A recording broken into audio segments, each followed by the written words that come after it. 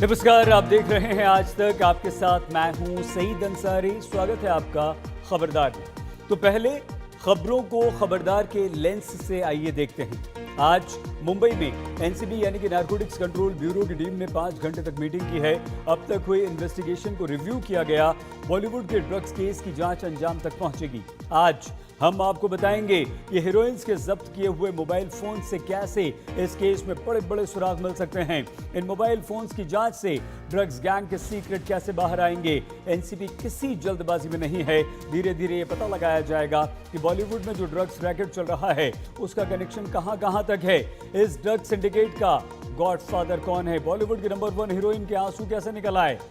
आज हम आपको ये भी बताएंगे कि दीपिका पादुकोण कभी डिप्रेशन के दौर में रोई थी और अब एनसीबी की इंटरोगेशन ने उन्हें रुला दिया है। पूछताछ में 3 बार दीपिका की आंखों से आंसू निकले। 5.5 घंटे की पूछताछ का एक एक मिनट दीपिका पर बहुत भारी था। इन 5.5 घंटों की पूरी कहानी भी आज हम आपको दिखाएंगे और सुनाएंगे, और साथ ही ये भी बताएंगे कि अब दीपिका के मामले में आगे क्या होने वाला है। एनसीबी ने दीपिका के खिलाफ क्या नई तैयारियां की हैं। बॉलीवुड की गंदगी को साफ करने वाले अभियान के बाद अब आपको चीन की अकड़ को तोड़ने वाली तैयारियों के बारे में भी हम बताएंगे। हम आपको लद्दाख के वॉर जोन में सीधे लिए चलेंगे। 16,000 फीट पर हिंदुस्तान के टैंक्स पहुंच चुके हैं। -40 डिग्री की ठंड में ये वो जगह है जहां अब तक कोई नहीं पहुंचा। पहली बार आज तक वहां पहुंचा है और आज तक आपको दिखाएगा कि सर्दियों में ड्रैगन को ठंडा कर देने वाली हिंदुस्तान की तैयारियां क्या हैं। आज के जमाने में अगर आपको किसी के भी सीक्रेट जानने हैं तो सिर्फ एक बार आप उसका मोबाइल फोन मांगकर चेक कर लीजिए, आपको सब पता चल जाएगा। जब एनसीबी जैसी जांच एजेंसी किसी का मोबाइल फोन खंगालेगी तो एक एक सीक्रेट बाहर आ जाएगा। सबकी पोल खुल जाएगी। यह पता चल जाएगा कि किसने कौन सी बात सच बोली है और कौन सी बात पर झूठ बोला। दीपिका पादुकोण और दूसरे हीरोइंस के मोबाइल फोन्स एनसीबी के पास हैं। इन्हें जब्त कर लिया गया है और यह संकेत है कि एनसीबी अब बड़ी इन्वेस्टिगेशन की तरफ धीरे धीरे बढ़ रही है और इसलिए इन हीरोइंस के लिए अब राहत की कोई बात नहीं है। इनके मोबाइल फोन्स अब इनके लिए आफत बनेंगे। इन्हें यह समझ जाना चाहिए कि एक दिन की पूछताछ के बाद इन्हें छुटकारा बिल्कुल नहीं मिला है, क्योंकि इस पूछताछ के बाद बॉलीवुड के बड़े ड्रग्स नेटवर्क तक भी पहुंचने की एनसीबी कोशिश कर रही है। एनसीबी के अधिकारियों ने आज 5 घंटे मुंबई में काफी अहम बैठक की है। उनके चीफ दिल्ली से मुंबई पहुंच चुके हैं। हीरोइंस के फोन में ड्रग्स गैंग के सीक्रेट। 6 मोबाइल फोन खोलेंगे। अब सैकड़ों राज। जांच को अंजाम तक पहुंचाने वाला एक्शन। दीपिका के मोबाइल फोन से राज, सारा के मोबाइल फोन से सीक्रेट पता चलेंगे। रकुल प्रीत के मोबाइल से नए सुराग मिलेंगे। करिश्मा, जया, सिमोन के फोन भी पोल खोलेंगे। ये 6 मोबाइल फोन हैं जो अब एनसीबी के पास हैं। एनसीबी ने इन्हें सीज कर लिया है। दीपिका से फोन रखवा लिया, सारा से फोन रखवा लिया, रकुल प्रीत का फोन ले लिया, दीपिका की मैनेजर करिश्मा का फोन ले लिया, ड्रग्स मंडली की सबसे बड़ी खिलाड़ी जया साहा का फोन सीज कर लिया, सिमोन खंबाटा का फोन रखवा लिया। ये बहुत बड़ा एक्शन है और बड़े इन्वेस्टिगेशन का इंडिकेशन है। जांच को अंजाम तक पहुंचाने में मोबाइल फोन से बड़ी लीड्स मिलेंगी। मोबाइल फोन में सब सीक्रेट होते हैं। एनसीबी के साथ पूछताछ में चाहे वो दीपिका हो, सारा हो या फिर श्रद्धा, किसी ने भी सवालों के सीधे जवाब नहीं दिए। गोल मटोल जवाब देने की कोशिश की गई, जिससे एनसीबी को यह अंदाजा हुआ कि कहीं ना कहीं कुछ न कुछ छुपाने की कोशिश की जा रही है और एनसीबी को इसी राज तक पहुंचना है, मामले को अंजाम तक ले जाना है और इसीलिए जो फोन सीज किए गए हैं उससे कई राज सामने आ सकते हैं। मोबाइल फोन से ही दीपिका पादुकोण ड्रग्स मामले में फंसी। मोबाइल फोन से ही श्रद्धा कपूर का नाम ड्रग्स केस में आया। इन दोनों के व्हाट्सएप चैट्स जया साहा के फोन में मिले थे। एक में मैनेजर करिश्मा से दीपिका हैश मंगवा रही थी, दूसरे में श्रद्धा कपूर जया साहा से CBD ऑयल मंगवा रही थी। इन्हीं चैट के आधार पर दीपिका श्रद्धा का ड्रग्स कनेक्शन निकला था। इसलिए क्या पता कि इन मोबाइल फोन से डेटा से कौन से बड़े और नए कनेक्शन सामने आ जाएं। बहुत संभव है कि जब्त मोबाइल फोन के डेटा से बड़े सुराग मिल सकते हैं। मोबाइल सीज करने के बाद 2 बातें पता चल सकती हैं। पहले, तो जो चैट है उसे रिट्रीव किया जाना और उसमें अगर किसी तरीके का ड्रग्स को लेकर कर चैट्स हुआ है उससे एक सबूत तैयार हो सकता है। और दूसरा जो पेमेंट डिटेल्स रिट्रीव करने का काम होता है, यानी कि अगर किसी ड्रग पेडलर को पेमेंट हुई हो तो उसकी डिटेल हासिल करना। लेकिन ये दोनों ही काम आसान नहीं है, इसीलिए ये कहना जरूरी है कि एनसीबी को फोन सीज करने के बाद अब काफी ज्यादा ग्राउंड वर्क एनसीबी के लिए इस इन्वेस्टिगेशन का चैलेंज तो बड़ा है, क्योंकि जिन चैट्स के आधार पर हीरोइन से पूछताछ हुई थी वो 3 साल पुरानी चैट है और इतने वर्षों में इनके फोन भी बदलते रहे होंगे। ये बड़ी बात नहीं है, जैसा सारा अली खान के मामले में हुआ है। एनसीबी ने जो सारा अली खान का फोन जब्त किया है वो उन्होंने 2019 में भी इस्तेमाल किया था, लेकिन जब एनसीबी के अधिकारियों ने उनसे वो फ़ोन मांगे जो उन्होंने 2017 और 18 में इस्तेमाल किया था, तो सारा अली खान ने कह दिया कि वो उन्हें पता ही नहीं है कि वो फ़ोन कहाँ है। माना जा रहा है कि इन जब्त फोन के जरिए एनसीबी उस बड़े नेटवर्क को तलाशने की कोशिश कर रही है जो मुंबई में और बॉलीवुड के टॉप सितारों तक ड्रग्स की सप्लाई करता है। इन टॉप सितारों में अभी तो सबसे बड़ा नाम दीपिका पादुकोण का ही आया है, लेकिन दीपिका जैसे कई और स्टार्स लपेटे में आ जाएं तो हैरानी नहीं होगी। एनसीबी मुखिया राकेश अस्थाना रविवार को दिल्ली से मुंबई पहुंचे। अपनी पूरी टीम के साथ उन्होंने मीटिंग ली और रिव्यू किया इस केस को। अभी तक में कई सारे ड्रग पेडलर्स पकड़े गए, इसके साथ ही कई सितारों का कनेक्शन भी सामने आया, लेकिन इस पूरे केस को अंजाम तक ले जाना अभी भी बाकी है। अब बॉलीवुड की बड़ी मछलियों तक पहुंचना चाहती है। टॉप हीरोइन से पूछताछ और फोन जब्त करने से ये साफ दिखता है। इसके अलावा 26 घंटे की पूछताछ के बाद डायरेक्टर करण जौहर की कंपनी के पूर्व प्रोड्यूसर क्षितिज प्रसाद को अरेस्ट करना और फिर इसे 3 अक्टूबर तक रिमांड में लेना। क्षितिज प्रसाद भी अब एनसीबी की जांच की अहम कड़ी है। मुंबई से मुस्तफा शेख और विद्या के साथ आज तक ब्यूरो। चाहे कितनी भी बड़ी हीरोइन हो, चाहे कितना भी बड़ा नाम हो, एनसीबी इस केस में बहुत सीरियस है और किसी के साथ किसी भी तरह की कोई नरमी नहीं है। पूछताछ में बॉलीवुड की नंबर 1 हीरोइन के आंसू कैसे निकल आए, ये आइए अब हम आपको बताएं। दीपिका कभी डिप्रेशन के दौर में रोई थी और अब एनसीबी के इंटरोगेशन ने उन्हें रुला दिया है। पूछताछ में 3 बार दीपिका पादुकोण के आंसू निकल आए। 5.5 घंटे की पूछताछ का एक मिनट दीपिका पर बहुत भारी था। इन 5.5 घंटे की पूरी कहानी आइए हम आपको दिखाते हैं। एक मिनट दीपिका पर भारी था, लेकिन 5.5 घंटे पूछताछ हुई। सोचिए दीपिका का हाल क्या हुआ होगा। 5.5 घंटे में 3 बार ब्रेकडाउन हुआ। 3 बार दीपिका पादुकोण रो पड़ी। एनसीबी के अफसरों ने दीपिका के सामने हाथ जोड़ लिए। अफसरों ने दीपिका से कहा, इमोशनल कार्ड मत खेलिए। अफसरों ने कहा, जो सच है वो बताइए, वही बेहतर होगा। दीपिका ने उस चैट की सच्चाई कबूल कर ली, जिसमें उन्होंने अपनी मैनेजर करिश्मा से पूछा था, माल है क्या। इसी के बाद चैट में दीपिका ने करिश्मा से हैश मांगा था और कहा था कि गांजा नहीं चाहिए। दीपिका ने इस चैट को सही माना, लेकिन ड्रग्स लेने की बात से इनकार किया। इसी पर एनसीबी ने तीखे सवाल पूछे थे। बार बार दीपिका पादुकोण से पूछा गया है कि आप क्या ड्रग्स लेती थी, और एक बार नहीं कई बार पूछा गया है। और नारकोटिक्स कंट्रोल ब्यूरो के एसआईटी के बड़े अधिकारी ने बताया कि काफी हार्ड टॉक हुई है, यानी काफी एक तरीके से तो सख्त लहजे में पूछा गया है दीपिका पादुकोण से। और सख्त लहजा तब अपनाया जाता है जब कोई बातचीत से एक तरीके से कहें तो सब सीधे तरीके से सवाल जवाब नहीं देता है, इसलिए आमने सामने बिठाया गया है। बातचीत में यह भी जिक्र आया कि ड्यूबी यानी सिगरेट लेती थी, तो भाई सिगरेट कौन सा लेती थी। मुश्किल सवालों ने दीपिका को रुला दिया। वो सीधे जवाब नहीं दे पा रही थी। वो तो बड़ी तैयारी के साथ आई थी। अपने वकीलों से भी बात की थी कि सवालों के जवाब कैसे देने हैं। एक डायलॉग रटाया गया होगा, पूरी स्क्रिप्ट दी गई होगी, लेकिन एनसीबी के अफसर भी कच्चे खिलाड़ी नहीं हैं। वो जानते हैं कि कौन कहां किस सवाल में फंसेगा। दीपिका से 12 सवालों के इर्द गिर्द पूछताछ हुई। दीपिका ने यह नहीं कबूला कि वो ड्रग्स लेती हैं। इस पर पूछा गया कि चैट में फिर हैश का जिक्र क्यों। ये पूछा गया कि करिश्मा से कितनी बार ड्रग्स मांगी, ड्रग्स के लिए पैसे कौन देता था, ड्रग पैडलर कौन है। उनसे कोको बार की ड्रग्स पार्टी के बारे में पूछा गया। दीपिका इन बातों का सीधा जवाब नहीं दे रही थी। बॉलीवुड की एक ऐसी टॉप अभिनेत्री जो इंटरव्यू भी तब देती हो जब उसका दिल चाहे, जब किसी फिल्म का प्रमोशन करना होता हो, उसे बुलावे पर आना पड़े, यहाँ पर सवालों का सामना करना पड़े, ऐसे सवाल जो उसे पसंद भी ना आ रहे हो और उन सवालों के माकूल जवाब उसे सूझ नहीं रहे हो। खबर तो इतनी है कि एनसीबी को दीपिका पादुकोण के जवाबों से संतुष्टि नहीं हुई है, लेकिन सबसे बड़ी चीज जो उसे अभी सबसे अधिक परेशान कर सकती है दीपिका पादुकोण को, वो ये कि करिश्मा से जब आमना सामना हुआ, जिन चीजों को लेकर बातें कबूली गई, जिस चैट को कबूला गया, वो आने वाले दिनों के लिए बहुत अच्छे संकेत इस हीरोइन नंबर 1 के लिए है नहीं।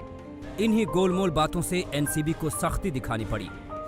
दीपिका के आंसू निकल आए, लेकिन अफसरों ने भी साफ कह दिया कि ये इमोशनल कार्ड नहीं चलेगा, सब कुछ सच सच बता दें, वही दीपिका के लिए बेहतर होगा।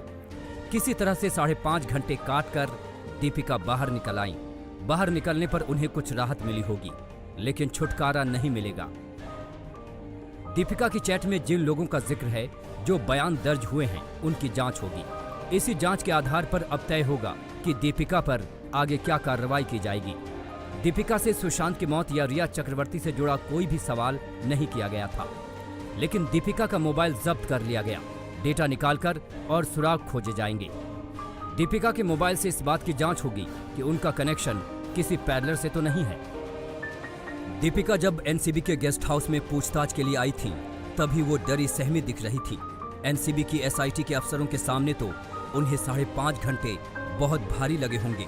उनके चेहरे पर परेशानी तो उसी दिन से दिख रही थी जब उन्हें पूछताछ का समन मिला था और वो फिल्म की शूटिंग छोड़कर गोवा से मुंबई आई थी। अरविंद ओझा के साथ आज तक। बॉलीवुड के ड्रग्स गैंग की जांच पर सबका फोकस है, लेकिन इसमें अभिनेत्री पायल घोष का मामला दब सा गया। उन्होंने मशहूर डायरेक्टर अनुराग कश्यप पर यौन उत्पीड़न के बेहद गंभीर आरोप लगाए थे, शिकायत भी दर्ज करवाई थी, लेकिन हफ्ते भर बाद भी कुछ नहीं हुआ तो पायल घोष अपने वकील को लेकर थाने पहुंच गईं। पायल घोष ने जांच में देरी के लेकर मुंबई पुलिस पर सवाल खड़े किए। पिक्चर, कास्टिंग काउच और अभिनेत्री पायल घोष को लोग भूले नहीं होंगे। उन्होंने अनुराग कश्यप पर गंभीर आरोप लगाए थे, मशहूर डायरेक्टर के खिलाफ शिकायत भी दर्ज की थी, लेकिन मुंबई पुलिस पर सवाल है, मामला आगे बढ़ा क्यों नहीं? 6 दिन हो चुके हैं, जांच का कुछ अता पता नहीं। पायल अपने वकील के साथ वर्सोवा थाने पहुंच गई। यहाँ पे अनुराग कश्यप के खिलाफ जो केस रजिस्टर हुआ था, मैं इस वक्त वहाँ पर हूँ और जो विक्टिम है उस समय जो विक्टिम है वो अभी फिलहाल अंदर जा रही हैं। यहाँ पे प्रोटेस्ट एक दर्ज करने के लिए कि अनुराग कश्यप को अभी तक बुलाया नहीं गया है पूछताछ के लिए।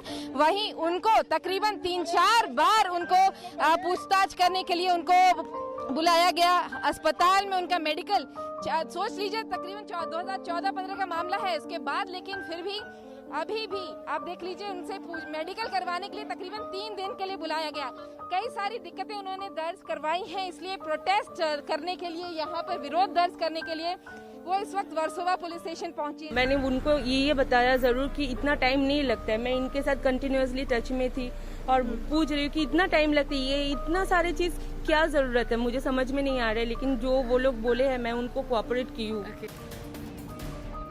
पायल घोष का आरोप है कि मुंबई पुलिस सीरियस नहीं है। सीरियस होती तो अब तक कुछ तो कार्रवाई की जाती। अब तक अनुराग कश्यप से भी कुछ पूछताछ नहीं हुई। अब तक अनुराग कश्यप का बयान भी नहीं लिया गया। पायल ने धमकी दी कि अगर इंसाफ नहीं हुआ तो धरने पर बैठेगी।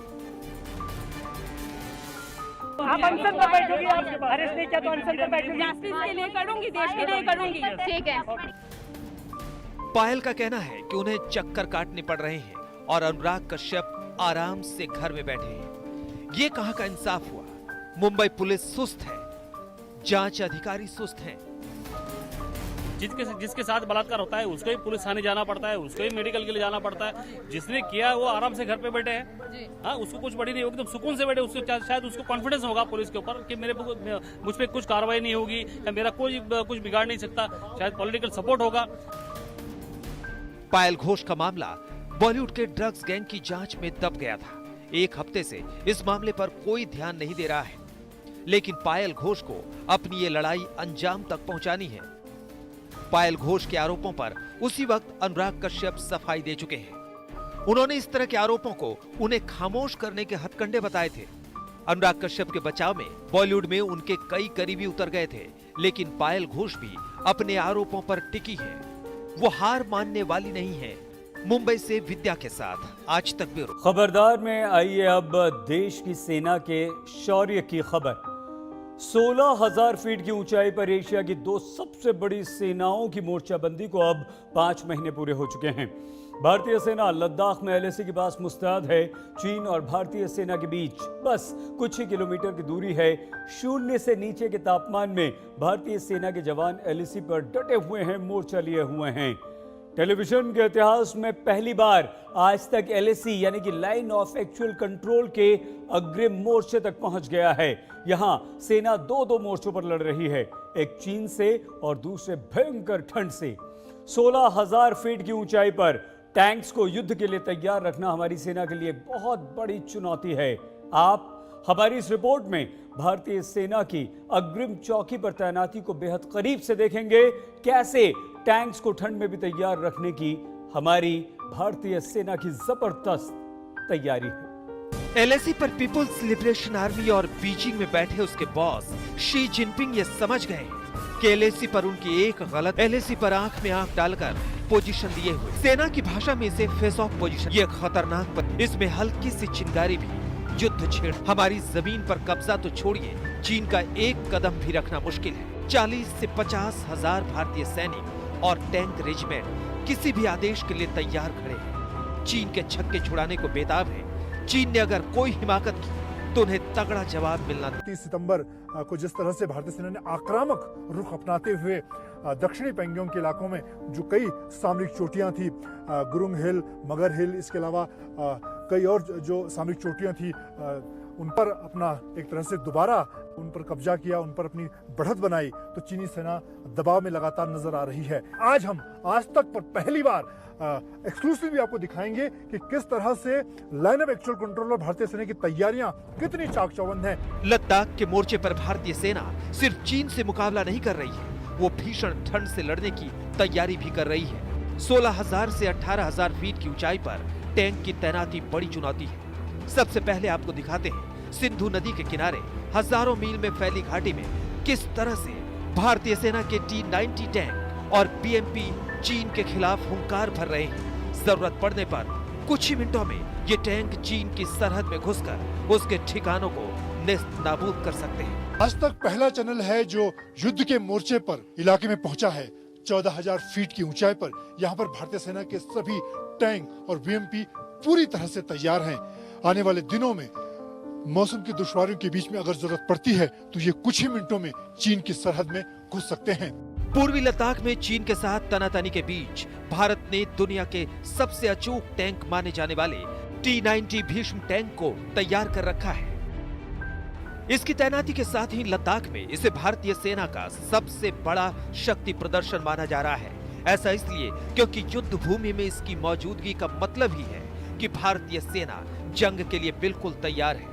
लेकिन जमा देने वाली लद्दाख की ठंड में टैंक को तैयार रखना बड़ी चुनौती है और सेना अब दिसंबर वाली ठंड में टैंक को ऑपरेशनल रखने की तैयारी में जुट गई है। मौजूदा हालात में पूर्वी लद्दाख में भारत और चीनी सेनाएं आमने सामने खड़ी हैं।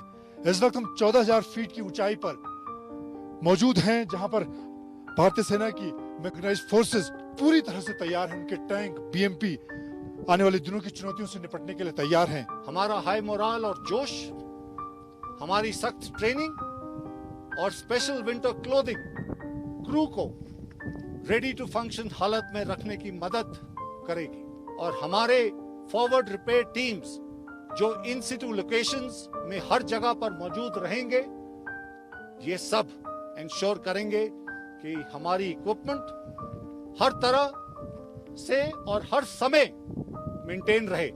आने वाला मौसम कठिन और सख्त क्यों ना हो, हमारा हर एक सोल्जर और इक्विपमेंट वेल प्रिपेयर्ड है।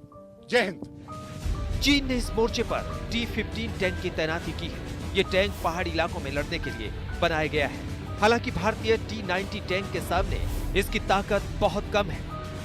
LAC पर भारत और चीन के टैंक आमने सामने हैं। ऐसे में दोनों की ताकत की तुलना भी कर लेनी चाहिए। इससे चीन के आत्मविश्वास को थोड़ा और झटका लगेगा।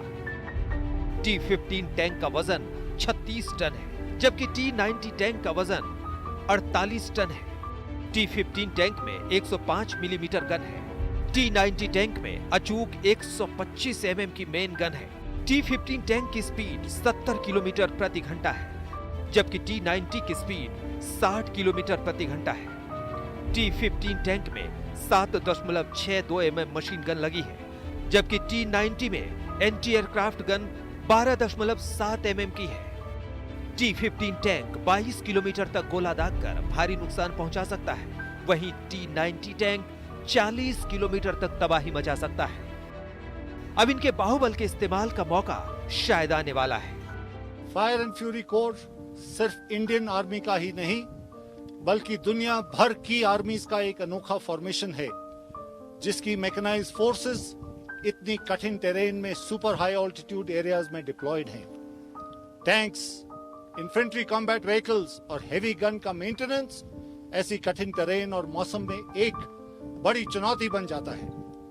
क्रू और इक्विपमेंट रेडीनेस को इंश्योर करने के लिए आज हमारे सभी लॉजिस्टिक्स अरेंजमेंट्स अपनी जगह पर हैं। सिर्फ टैंक ही नहीं, भारतीय सेना पूर्वी लद्दाख में चीन को सबक सिखाने की पूरी तैयारी के साथ मैदान में उतरी है। सैनिकों की त्वरित आवाजाही के लिए बख्तरबंद आर्म्ड प्रोटेक्शन व्हीकल की बात हो या फिर मैकेनाइज्ड इन्फेंट्री रेजिमेंट की, सेना ने ठंड और चीन दोनों से मुकाबले की तैयारी कर ली है।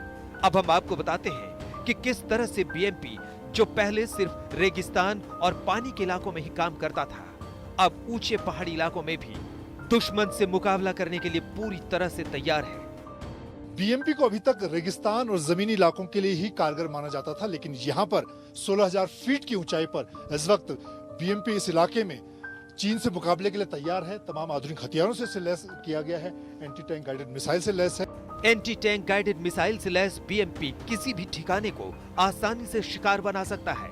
ये रेगिस्तान, मैदानी इलाके और ऊंचाई में लड़ने के लिए डिजाइन की गई है। इसकी पहचान हर मौसम में घातक हमला करने की है। यहाँ पर मौजूद टैंक और बीएमपी चलाने वाले सैनिकों का जोश देखते ही बनता है। इसलिए यहाँ पर 3 तरह के फ्यूल का इस्तेमाल किया जाता है, जो कि हमारे पास रिक्वायर्ड क्वांटिटी में मौजूद रहता है। साथ ही यह इक्विपमेंट हर मौसम के अंदर, हर ऑपरेशन के अंदर और अत्यधिक सर्दी के अंदर भी ऑपरेशन में सक्सेस है। जय हिंद। हाई मोबिलिटी, अम्युनिशन और मिसाइल स्टोरेज के कारण यह लंबे समय तक इंडिपेंडेंट लड़ाई लड़ने की काबिलियत रखता है। मैकेनाइज्ड इन्फेंट्री का गनर एक बहुत ही ट्रेंड सोल्जर होता है, जो कि अलग अलग तरह के अम्युनिशन को BMP-2 से फायर करने की काबिलियत रखता है। जय हिंद। चीन की जमीन कब्जाने वाली मक्कारी के लिए सिर्फ यही जवाब ठीक है। चीन समझता है कि ठंड में भारतीय सेना इन ऊंचाई पर टिक नहीं पाएगी, लेकिन ये उसकी गलत फहमी है। सेना तैयार है T-90 टैंक की क्षमताओं और अपने वीर जवानों के हौसले के साथ। चीन को समझ लेना चाहिए कि वो सिर्फ भारत के टैंकों की रेंज में नहीं है, बल्कि हमारे जवानों के अदम्य साहस की रेंज में भी है। मंजीत नेगी, LAC आज तक। चीन को यह लग रहा था कि ठंड की शुरुआत होते ही भारतीय सेना अपनी पोजीशन छोड़ देगी, लेकिन उसकी गलतफहमी दूर हो चुकी है। सितंबर के अंत होते ही इस इलाके में ठंड भी बढ़नी शुरू हो गई, लेकिन चीन के नापाक इरादों और हरकतों पर नजर रखने के लिए भारतीय सेना ऊंचे सैन्य ठिकानों पर कब्जा बनाए रखेगी और बनाए हुए है। मतलब यह हुआ कि हमारी सेना पूरी की पूरी ठंड वहीं पर बनी रहेगी। चीन इससे हक्का बक्का है, क्योंकि वो ये मानकर चल रहा था कि ठंड में भारत की सेना को वापस लौटना होगा, लेकिन वो ये बात भूल गया कि यह सियाचिन में -50 डिग्री में लड़ने वाली सेना के बारे में आकलन कर रहा था, जो डटी रहेगी, टिकी रहेगी, डरेगी नहीं। कभी चीन की सेना का झूठा प्रोपेगेंडा, कभी चीनी सरकार के मुखपत्र ग्लोबल टाइम्स की गीदड़ भक्त, कभी चीन की ताकत पर डींगे हाँकी जाती, तो कभी लद्दाख की ठंड याद दिलाई जाती। ग्लोबल टाइम्स ने यह धमकी दी कि चीनी सेना तो ठंड के दौरान मोर्चे पर टिकी रहेगी, लेकिन भारतीय सेना। आज तक संवाददाता मंजीत नेगी ने ईस्टर्न लद्दाख के फ्रंट पोस्ट पर भारतीय सेना की तैयारियों को कैमरे में रिकॉर्ड किया है। ये तैयारी चीन के सरकारी अखबार के संपादकों को जरूर देखनी चाहिए, क्योंकि ये उनकी हर गलत फहमी दूर कर। पूर्वी लद्दाख में LAC के पास बर्फबारी शुरू हो चुकी है। और अब तापमान 0 से 20 से 40 डिग्री नीचे जाने वाला है। ऐसे में यहाँ सैनिकों के रहने के लिए खास तरह के टेंट और प्री फैब्रिकेटेड हट्स तैयार किए जा रहे हैं। 15,000 फीट पर तैनात जवानों के लिए सर्दियों में रहने की तैयारी भी शुरू हो गई है। यहाँ पर किस तरह से आने वाले दिनों में जब सर्दियां होंगी और 0 से 20 डिग्री से ज़्यादा नीचे का तापमान होगा, ऐसे मुश्किल हालात में जवान किस तरह से यहाँ पर रहेंगे, उसके लिए इस तरह के प्री फैब्रिकेटेड खास तरह के हट्स बनाए जा रहे हैं। खास तरीके से बनाए गए इन हट्स में जवानों के रहने खाने के साथ साथ हर तरह की सुविधा का ध्यान रखा गया है। खास तौर से 0 के नीचे के तापमान के हालात से निपटने की पूरी तैयारी की गई है। कमरों को गर्म रखने और जवानों के लिए गर्म कपड़ों की व्यवस्था कर ली गई है, यानी लद्दाख के ठंड को मात देने और चीन की हसरतों पर पानी फेरने की पूरी तैयारी कर ली गई है। 0 से 40 डिग्री नीचे का यहाँ पर तापमान होता है और इसीलिए खास तकनीक से उस ठंड से निपटने के लिए इस तरह के स्ट्रक्चर बनाए गए हैं। यहाँ पर एक तरह से दो दुश्मन से मुकाबला है, सामने चीन और मौसम, तो दोनों दुश्मनों से निपटने के लिए खास तरह की तैयारी यहाँ पर इस तरह के ये बेड बनाए गए हैं जहाँ पर 2 जवान आराम कर सकते हैं, सो सकते हैं।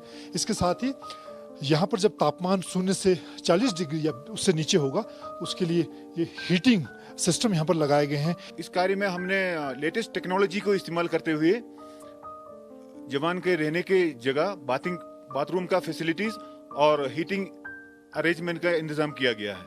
हमारे इस शेल्टर्स कस्टम मेड है, ये क्योंकि इरेक्टेबल है और कंटेनराइज्ड शेल्टर्स है, जिसको लगाने में बहुत इजी है।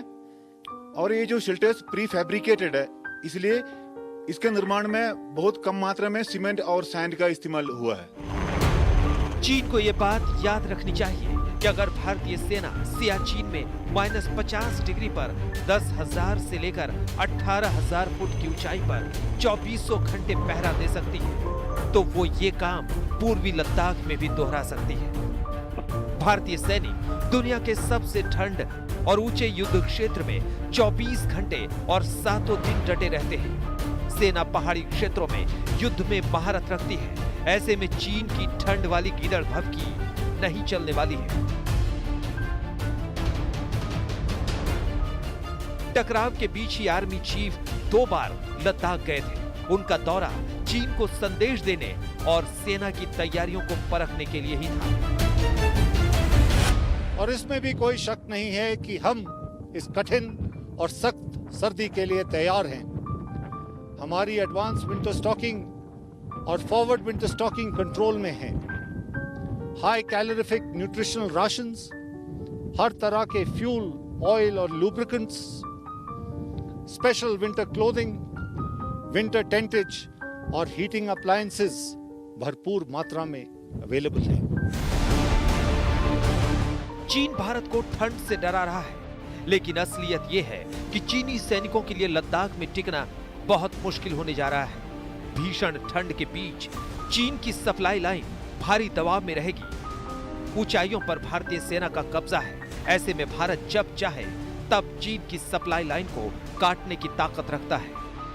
चीन 6 दौर की लेफ्टिनेंट जनरल स्तर की बातचीत के बाद भी पीछे हटने के लिए तैयार नहीं है, इसलिए अब लंबे टकराव की तैयारी कर ली गई है। चीन और उसके सरकारी अखबार ग्लोबल टाइम्स को यह भी समझ लेना चाहिए कि भारतीय सेना अपनी मातृभूमि के लिए जमीन पर भी लड़ेगी, बर्फ पर भी लड़ेगी। लाइट, कैमरा और एक्शन के प्रोपेगेंडा वीडियो जारी करके ना तो युद्ध लड़े जाते हैं और ना युद्ध जीते जाते हैं, और ना जीते जाते हैं, युद्ध जीते जाते हैं असली एक्शन से, जो भारतीय सेना ने चीनी सैनिकों को पिछले 3 महीने में कई बार दिखाए हैं। मंजीत नेगी, LSE, आज तक। भारतीय सैनिकों के हौसले के आगे चीन के सैनिक कहीं नहीं टिकते। बिहार में चुनाव की सरगर्मियां हैं। खबर बिहार से। बिहार के पूर्व DJP गुप्तेश्वर पांडे आखिरकार नेता बन गए हैं। उन्होंने आज JDU ज्वाइन कर ली। नेता बनने की उनकी पुरानी हसरत रही है, लेकिन इस बार उन्हें बड़ा मौका दिख गया। वो सुशांत केस में अपने बयानों से काफी चर्चित रहे और इसी के बीच उन्होंने वीआरएस यानी कि स्वैच्छिक सेवानिवृत्ति भी ले ली। बिहार सरकार ने इसकी अनुमति भी दे दी और लगे हाथ सत्ताधारी पार्टी जेडीयू में वो शामिल भी हो गए। चुनाव लड़ने की बात पर तो अभी गुप्तेश्वर पांडे ने कोई सीधा साधा जवाब नहीं दिया है, लेकिन सीधा जवाब न देने का मतलब यही है कि उन्हें यानी कि पांडे को चुनावी मैदान में नीतीश कुमार उतार सकते हैं और इसीलिए इतनी सारी कवायद भी हुई है। गुप्तेश्वर पांडे ने खाकी वर्दी खूंटी पर टांग दी और खादी को धारण कर लिया, पदक बैच को उतार दिया और अब तीर छाप वाले अंगोछे से लैस हो। गुप्तेश्वर पांडे को खुद नीतीश कुमार ने सदस्यता दिलाई और पार्टी का साफा पहना। सरकारी मंच के दिन बीत गए, अब मंच जेडीयू का था। गुप्तेश्वर पांडे नई पारी खेलने के लिए सियासी पिच पर उतर आए। पांडे जी ने चुनाव लड़ने की इच्छा के साथ डीजीपी पद से वीआरएस लिया था। अब बोल रहे हैं कि चुनाव लड़ूंगा या नहीं ये नीतीश कुमार तय करेंगे, पर वो जोर देकर ये बताना नीतीश कुमार की मौजूदगी में पार्टी में शामिल कराया गया था।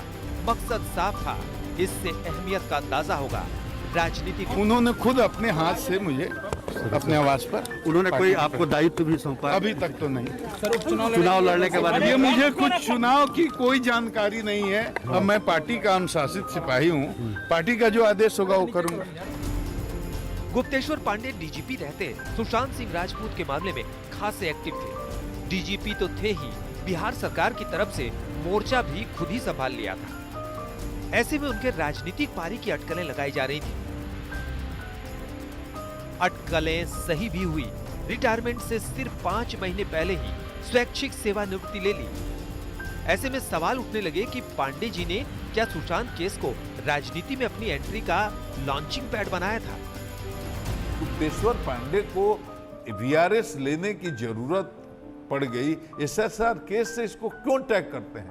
आप अपने से कहूंगा तो बुरा लगेगा अंजना, लेकिन जो लोग बिहार के हैं वो जानते हैं कि गुप्तेश्वर पांडे को अगर चुनाव बिहार में लड़ना हो तो ऐसे किसी बहाने की जरूरत नहीं है। गुप्तेश्वर पांडे को जनता इतना प्यार करती है कि कहीं से भी अगर चुनाव में जाना चाहें तो जा सकते हैं। पांडे जी को भला बिहार में कौन नहीं जानता? सुशांत केस की पैरवी के दौरान जो नहीं जानते थे वो भी जान गए हैं। मैं इमोशनल हूँ सुशांत के बारे में, क्योंकि बिहार का बेटा था। मैं उसके बाप की आंखों में आंसू देखता हूँ। 74 साल के आदमी, बूढ़े, बीमार, लाचार, जिसका सब कुछ लूट गया, तो मेरा रोम तड़पने लगता है। मैं उसने भी जितने गया और उसके बाप की हालत देखी थी तो आपको विश्वास है, कहना भी अच्छा नहीं लगता है, जितना उसके पिता रो रहे थे उससे ज्यादा मैं रो रहा था। वैसे बता दें कि 2009 के लोकसभा चुनाव से पहले भी उन्होंने वीआरएस के लिए अप्लाई किया था और बक्सर से चुनाव लड़ना चाहते थे। बीजेपी से टिकट का भरोसा भी मिला था, लेकिन बाद में जब बक्सर से टिकट नहीं मिला तो 9 महीने बाद फिर से पुलिस सेवा में शामिल हो गए थे और अब एक बार फिर वीआरएस ले लिया है। इस बार तो वीआरएस मंजूर भी हो गया है और बिहार में विधानसभा चुनाव का ऐलान भी हो गया। अब बस टिकट का इंतजार है। गुप्तेश्वर पांडे जी एक सक्षम पदाधिकारी, एक टैक्टफुल अधिकारी के रूप में जाने जाते रहे हैं और आज से राष्ट्रीय अध्यक्ष ने इनको सदस्यता दिलाई। आज से ये जनता दल यूनाइटेड परिवार के एक सदस्य के रूप में आज से शामिल हो गए हैं। पर लगता है कि अब की बार वो चुनाव लड़ ही जाएंगे, क्योंकि नीतीश कुमार से उनकी नजदीकियों से हर कोई वाकिफ है। नीतीश कुमार की पांडे जी पर बड़ी कृपा भी रही है। 2009 में ये पहली बार हुआ था कि खुद से रिटायरमेंट लिए एक अफसर को वापस सेवा में बहाल किया गया। 2019 में अपने वरिष्ठ अधिकारियों को पीछे छोड़कर गुप्तेश्वर पांडे बिहार के डीजीपी पद पर विराजमान हो गए। पांडे जी तो ये बात भी गुप्त नहीं रख पाए कि खुद नीतीश कुमार ने ही उन्हें मीडिया का पोस्टर बॉय बनने की सलाह दी है। पांडे जी ने नीतीश कुमार के ड्रीम प्रोजेक्ट पूर्ण शराबबंदी को जमीन पर उतारने में भी मदद की है। अब वो एक बार फिर उनके सिपहसालार बन गए हैं। अंतर सिर्फ खाकी और खादी का है। पटना से सुजीत झा के साथ आज तक ब्यूरो। उधर बिहार में पूर्व डीजीपी गुप्तेश्वर पांडे जेडीयू में शामिल हो गए हैं और इधर महाराष्ट्र के पूर्व मुख्यमंत्री देवेंद्र फडणवीस से शिवसेना नेता संजय राउत की मुलाकात पर महाराष्ट्र में घमासान मचा हुआ है। शिवसेना भले ही ये सफाई दे रही हो कि राउत फडणवीस से इंटरव्यू करने के लिए मिले थे, लेकिन संजय राउत और देवेंद्र फडणवीस की मुलाकात पर एनसीपी और कांग्रेस की त्योरियां चढ़ी हुई हैं।